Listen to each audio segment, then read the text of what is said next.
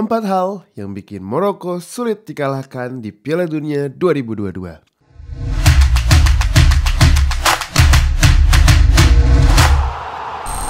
Maroko, El Maghrib. Tim kejutan yang jadi kacauan semua orang di Piala Dunia kali ini. Kebanggaan orang Arab dan Afrika. Lalu, kira-kira apa alasan yang bikin Maroko susah ditaklukkan? 1. Dua fullback terbaik di dunia, Hakimi dan Mazraoui. Buat orang awam yang gak suka bola, mungkin nama-nama tadi terdengar lebih seperti nama band nasyid di bulan puasa. Tapi kalau kamu suka bola, tentunya tahu dua nama fullback yang bisa dibilang terbaik di dunia ini. Khususnya Achraf Hakimi, pemain jebolan Akademi Real Madrid ini mulai dilirik pengamat sepak bola saat dipinjamkan ke Borussia Dortmund di tahun 2018. Dan setelah dibeli Inter Milan musim lalu, saat ini Hakimi bermain untuk PSG dan menjadi andalan serangan dari sayap kanan. Terbukti dia total sudah mencetak 23 gol sepanjang karirnya dari posisi back yang mencerminkan daya serang Hakimi. Sedangkan Noussair Mazraoui adalah back jebolan Ajax Academy yang saat ini bermain di Bayern Munchen. Walaupun secara natural dia berada di back kanan, tapi di tim Maroko dia bermain di posisi back kiri. Dua fullback yang bermain di klub elit Eropa ini menjadi gambaran kekuatan tim Maroko. Apalagi di era sepak bola modern, peran fullback merupakan sangat krusial. Terbukti jika dibandingkan dengan tim-tim elit lain semacam Jerman yang harus memainkan Niklas Süle dan Timo Keller di bek kanan, atau Spanyol yang punya Carvajal dan Jordi Alba, pemain-pemain elit yang sudah mulai menua. Bahkan sewaktu melawan Maroko, Spanyol malah memainkan Marcos Llorente yang aslinya lebih natural sebagai gelandang, bukan sebagai bek kanan.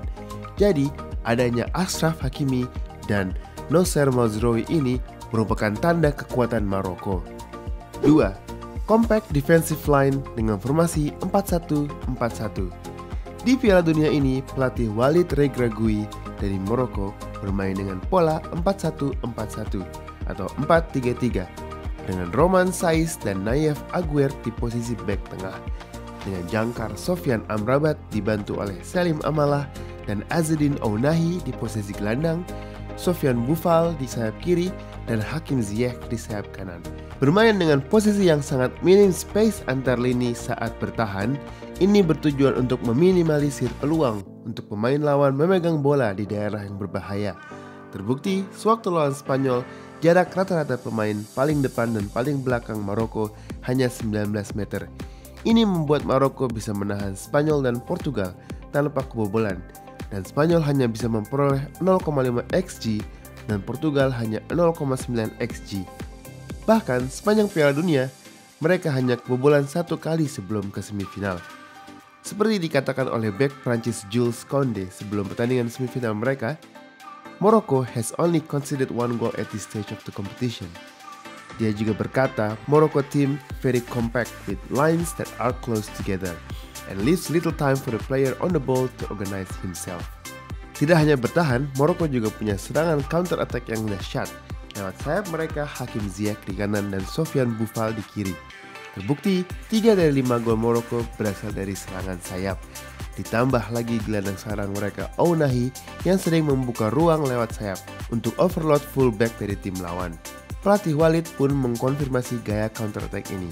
Seperti dilansir Goal.com, dia berkata, "A lot of Europeans have criticized our style of play, but that is because they don't like to see an African team play cleverly.